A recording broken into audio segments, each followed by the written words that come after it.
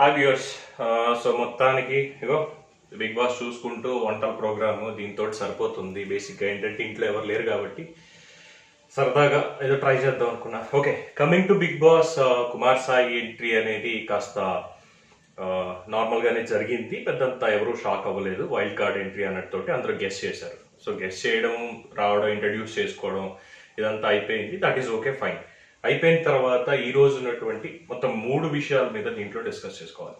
So 3 విషయాలు ఏంటి అంటే, ఫస్ట్ ఆఫ్ ఆల్ ప్రతి ఒక్కళ్ళు గుర్తుపెట్టుకోండి, ఇప్పటికి ఇది 4th సీజన్ మనం చూడడం అనేది.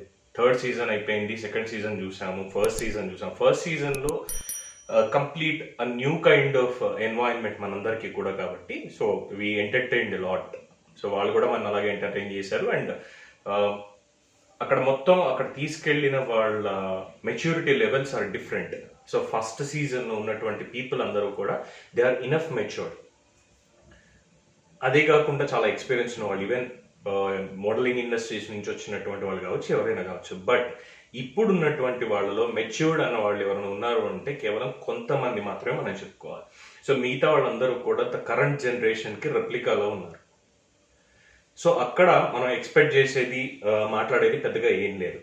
సో ఇక్కడ చాలామంది సోషల్ బ్లాగింగ్ వీటన్నిటిలో కూడా పెడుతున్నది ఏంటి అంటే, ఒక ట్రయాంగిల్ లవ్ స్టోరీ అనే దాన్ని ఇక్కడ క్రియేట్ చేస్తున్నారు. అభిజిత్, అఖిల్ అండ్ మోనాల్. ఈ ట్రయాంగిల్ లవ్ స్టోరీ ఏంటి అనేది ఫస్ట్ ఆఫ్ ఆల్ అందరూ గుర్తుపెట్టుకోవాల్సింది, ఇక్కడ బిగ్ బాస్ హౌస్లో ఎటువంటి లవ్ స్టోరీలు ఉండవు. ఆల్రెడీ చెప్పుకున్నాం స్క్రిప్టెడ్ అని చెప్పి. ఎందుకు స్క్రిప్టెడ్ అనేది కూడా ఒక కారణం చెప్పాం. సో ఇక్కడ ఓన్లీ ఎమోషన్స్ తోటి పోర్ట్రే చేయడం తప్పితే there is no kind of such అదేం ఉండదండి. బేసిక్గా ఆ లిమిటేషన్స్, ఎలిమినేషన్స్ ఇవన్నీ ఉంటాయి, కానీ ఈ రిలేషన్షిప్ అనేది అందులో నడవదు. It's pure commercial programme. ఇది ఒకటి గుర్తుపెట్టుకోవాలి. సెకండ్ థింగ్, కొత్తగా ఈ సీజన్లో స్టార్ట్ అయింది ఈ రేషన్ మేనేజర్. ఎవరికి ఎంత ఇవ్వాలి, ఎలా ఇవ్వాలి, ఎంత సరిపోతుంది అనేది చెప్పడం కోసం అమ్మ రాజశేఖర్ని ఈసారి రేషన్ మేనేజర్ కింద పెట్టడం జరిగింది. అది ఒకటి కొంచెం ఇంట్రెస్టింగ్ పాయింట్. అంటే ఇక్కడ మళ్ళీ క్లాషెస్, ఎవరికి ఏం కావాలి, ఎవరి ప్రయారిటీస్ ఎలా ఉంటాయనేది తెలియదు కాబట్టి సో అది ఒకసారి చూడాలి. And the third thing, elimination round దగ్గర బిగ్ బాస్ పెట్టినటువంటి రూల్ ప్రతి ఒక్కళ్ళకి అర్థం కాలేదు అనేది క్లియర్గా ఉంది. 9 మంది వాళ్ళంతటా వాళ్ళు దిగాలి. వీళ్ళు డిస్కస్ చేసుకున్నారా ఏంటా అనేది తెలియదు. 9 బెల్స్కి 9 మంది దిగాలి అని చెప్పి పెట్టాడు. అయిపోయింది. సో 9 మందికి పెట్టినప్పుడు ఎవరు ముందు దిగాలి, ఎవరు వెనకాల దిగాలి అనేది వాళ్ళంతటా వాళ్ళకి చెప్పకుండా ఎవరు ఎట్లా డిసైడ్ చేస్తారు? ఇప్పుడు గంగవ్వని సపోజ్ కాస్త మాడవాసన వస్తుంది వంట కదా, ఎగ్జాక్ట్లీ ఇదే పాయింట్ ఇక్కడ గంగవ్వ దగ్గర. వీళ్ళు ఒక ట్రై చేస్తున్నారు ఏంటంటే, గంగవ్వ సీనియారిటీ, ఎలాగైనా బిగ్ బాస్ గంగవ్వని బయటికి పంపించడు, పబ్లిక్ కూడా ఓట్స్ గంగవ్వకి ఎక్కువ వేస్తారు అన్నటువంటి ఒక ఆలోచనతోటి సేఫ్ గేమ్ ఆడదామని ట్రై చేస్తున్నారు. ఏమో చెప్పలేం, బళ్ళు వాళ్ళు అవ్వచ్చు, ఓడలు బళ్ళు అవ్వచ్చు. గంగవ్వని ఎలిమినేట్ చెయ్యరు అని ఎందుకు అనుకోవాలి? ఎవరి ఆలోచన పరిధి వాళ్ళకు ఉంటుంది. ఆ రకంగా చూసుకున్నా కూడా అది సేఫ్ కాదు. అలాగే ఎవరు మన కుమార్ సాయి వచ్చిన తర్వాత క్లాష్ ఇంకా మొదలవ్వలేదేంటా అని చెప్పి చూస్తుంటే కుమార్ సాయి దగ్గర క్లాష్ మొదలయ్యేలాగే ఉంది. ఎందుకంటే ఎలిమినేషన్ సంబంధించి మొత్తం అందరూ చెప్తే నేను వెళ్తా, ఈ వీక్ తర్వాత నేను లేట్గా వచ్చాను, మీరు వీక్ అందులో ఉన్నారు కాబట్టి మీకు అడ్జస్ట్మెంట్ అనేది ఉంది, అథారిటీ అనేది ఉంది అనేది it's not a good point. Last time కూడా చాలా వరకు చూసుకున్నాను, ఎందుకంటే నవదీప్ ఎలిమినేషన్స్ ఫస్ట్ సీజన్లో మీకు గుర్తుండే ఉంటుంది. అప్పుడు చూసుకున్నా కూడా ఇదే పాయింట్ మీద ఆ రోజు కూడా సిచ్యువేషన్ నడిచింది. సో ఓవరాల్గా ఏం లేదు, మొత్తం 3 సీజన్స్ని కంపేర్ చేస్తే this is the worst ever season ఇప్పటి వరకు ఉన్న దానికి అనేది చాలా క్లియర్ కట్గా పబ్లిక్ కూడా కామెంట్స్ చేస్తున్నారు.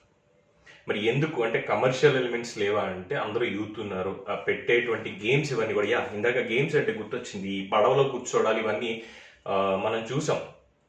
కారులో కూర్చోబెట్టి అప్పట్లో ఏం చేశాడు అన్నది, ఒక కారులో ఉంచేసి the same kind of situation ఇప్పుడు కూడా పడవలో కూర్చోబెట్టాడు. అంతకు మించి ఇందులో ఏమీ లేదు. అప్పుడు వాళ్ళందరి మధ్యలో కాస్త అండర్స్టాండింగ్ ఉండడము, దిగడము ఇదంతా అయ్యింది. బట్ ఇక్కడ వచ్చేసరికి మొత్తం అందరినీ కూర్చోబెట్టి మొత్తానికి ఏదో దింపాడు అన్నట్టుగా సరిపెట్టాడు. దీని బదులు ఏ చింతపెక్కలాటో కర్రా బెళ్ళో ఇలాంటి గేమ్స్ పెడితే వీళ్ళకి కరెక్ట్గా సరిపోతాయి బిగ్ బాస్. ఒకసారి మా పాయింట్ని కూడా కన్సిడర్ చేయండి. There is no entertainment in Bigg Boss in this season. ఇది పబ్లిక్ యునానిమస్గా చెప్తున్నారు. బ్లాగ్స్ రాసేవాళ్ళు, ఈ రివ్యూస్ చెప్పేవాళ్ళు కాస్త జెన్యున్గా ఉన్నది ఉన్నట్టుగా చెప్పుకుంటే, ఒక బయాస్ లేకుండా లేదు అసభ్యంగా లేకుండా చెప్పుకుంటే చాలా బాగుంటుంది. ఎందుకంటే కొన్ని చదువుతున్నప్పుడు అందరూ చదువుతారు, అదే వాళ్ళ ఇంట్లో వాళ్ళు కూడా చదువుతారు. అది కంటెస్టెంట్స్ ఎవరైతే ఉన్నారో వాళ్ళు కూడా ఫాలో అవుతారు. వాళ్ళు కూడా వాళ్ళ ఇంట్లో ఏం జరుగుతోంది, హౌస్లో మన వాడు ఎలా ఉన్నాడు, మన పిల్ల ఎలా ఉంది, ఇది చూస్తారు. చూసినప్పుడు మీరు రాసింది మీరు చెప్పేది వాళ్ళకి కంటపడి వాళ్ళు ఏమైనా హర్ట్ అయ్యారు, వాళ్ళకి ఫీలింగ్స్ దెబ్బతిన్నాయి అంటే తప్పు ఈ రివ్యూ రైటర్స్ అవుతుంది, అట్లాగే అనాలిసిస్ చేసే మనలాంటి వాళ్ళది అవుతుంది. సో మన మిస్టేక్ ఈ సీజన్లో ఎట్టి పరిస్థితుల్లో చేయొద్దు. హెల్తీగా ఉన్నది ఉన్నట్టుగా చెప్పుకుంటే బాగుంటుంది. ఎంటర్టైన్మెంట్ పరంగా ఎన్నైనా చేసుకోవచ్చండి. నిన్నటి దాకా ఆఫీస్ చైర్లో కూర్చొని చేసినవాడిని వాళ్ళ వంటింట్లో చేసుకోవట్లే. సో పర్సనల్గా నేను కూడా మీకు ఎంటర్టైన్ పంచుతున్నట్టే లెక్క. బిగ్ బాస్ హౌస్ అది, ఇది నా హౌస్, అంతకుమించి పెద్ద తేడా ఏమీ లేదు. సో ఈ సీజన్కి ఇంకా ముందు ఏం జరుగుతుంది, ఎక్స్పెక్టేషన్స్ అంతా ముందు వచ్చే రోజుల్లోనే ఉంది తప్పితే ఇప్పుడున్న వరకు కూడా చాలా చప్పగా ఉంది. ఉప్పు కారం మసాలాలు ఏమీ లేవు, పైకి పోట్రే చేస్తున్నారు అంతే తప్ప ఇందులో ఏమీ లేదు. So better will wait for more entertainment. Bigg Boss మన రిక్వెస్ట్ని కన్సిడర్ చేసి ఇంకాస్త మంచిగా ముందు ఎపిసోడ్స్ని తీర్చిదిద్దుతారు అని చెప్పి ఎక్స్పెక్ట్ చేద్దాం. Until then sign of.